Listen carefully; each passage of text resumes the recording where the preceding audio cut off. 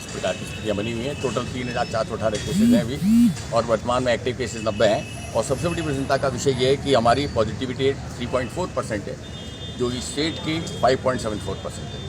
Recovery rate भी 96.5% है, जो कि राज्य की अधिकतम रिकवरी रेट है। और डेथ रेट भी 0.8% है। तो तीनों पैरामीटर्स पे हम स्टेट की जो एवरेज है उससे बहुत बेहतर पोजीशन है।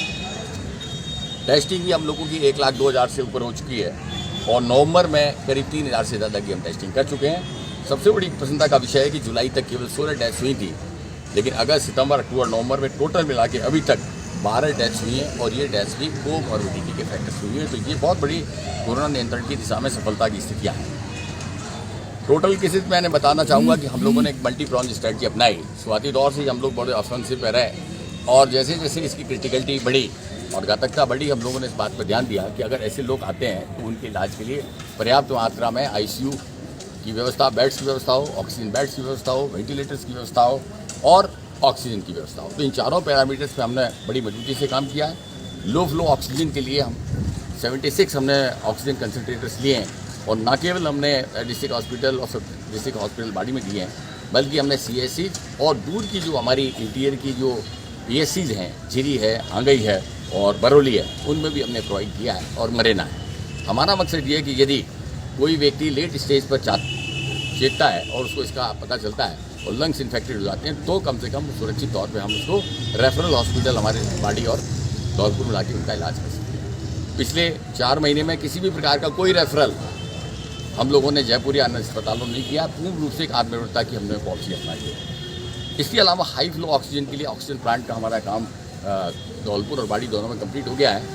हाई फ्लो ऑक्सीजन के लिए जो ऑक्सीजन प्लांट हम लगा रहे थे, ऑक्सीजन जनरेशन प्लांट, यानी वातावरण से किस प्रकार से ऑक्सीजन बनाई जाए, उसके लिए सिविल वर्क, इलेक्ट्रिकल वर्क का काम कंप्लीट हो चुका है। स्टेट गवर्नमेंट ने 35 सिलेंडर की कैपेसिटी के बराबर का बनाने के लिए कुछ आदेश दिया है। पुरानी मशीन आ गई थी, लेकिन उसको हम इंडोन शायद वो शिफ्ट होगी और उसके लिए नई मशीन के लिए स्टेट से हमने आग्रह किया है। टेंडर वगैरह हो गए। अगर ये उपलब्ध हो जाती है तो भविष्य में न केवल हमको कोविड के लिए बल्कि नॉन कोविड हमारे मेल फीमेल सर्जिकल हैं और दूसरे वार्ड्स हैं, उनमें भी इसका इस्तेमाल होगा और कम से कम 4 से 5 लाख रुपए महीने का हमारी ऑक्सीजन पर जो खर्चा कर रहे हैं उसकी बचत होगी। मैं ये भी बताना चाहूँगा कि आज की तारीख में ऑक्सीजन की जो मल्टीफोल्ड प्लांट की व्यवस्था की गई है, उसमें क्या होता है कि 30-35 सिलेंडर्स को लगा के और पाइप गैस दी जाती है ताकि हाई फ्लो ऑक्सीजन दी जा सके। इसके अलावा जो हमने व्यवस्था की है कि आज हमने RT-PCR जो हमारे ये लैब है उसकी शुरुआत की है।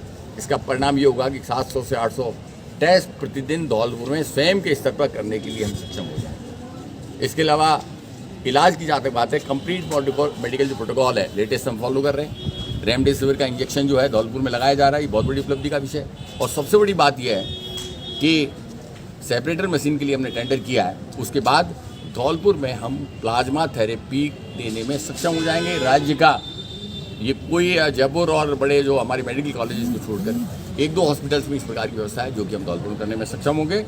तो इस प्रकार जो हमारे प्रयास चल रहे हैं, ओल्ड जनाना हॉस्पिटल का भी आज आपने भ्रमण किया है।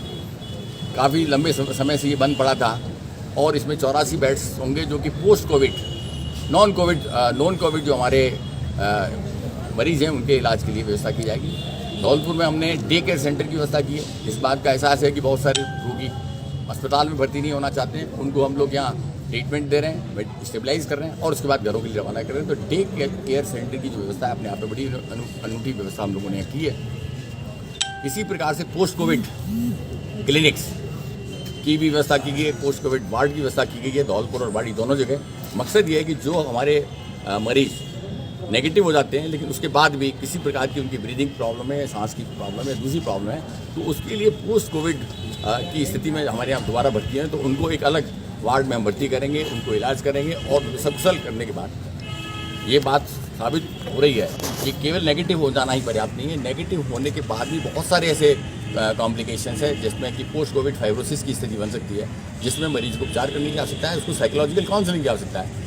तो धौलपुर में हम लोग कोरोना के नियंत्रण में काफ़ी सफल रहे हैं। और दूसरी सबसे महत्वपूर्ण बात यह कि विभिन्न प्रकार के जो नवीनतम जो नवाचार जो हैं उसको धौलपुर की इस धरती पर हमने जमीन उतारा। मैं इसके लिए हमारे प्रिंसिपल मेडिकल अफसर, CMHO, हमारी मेडिकल टीम और हमारे समस्त कोरोना वॉरियर्स को मैं उनकी टीम वर्क को धन्यवाद ज्ञापित करूँगा जिनके सक्रिय सहयोग से ये काम संभव हो पाया। Thank you.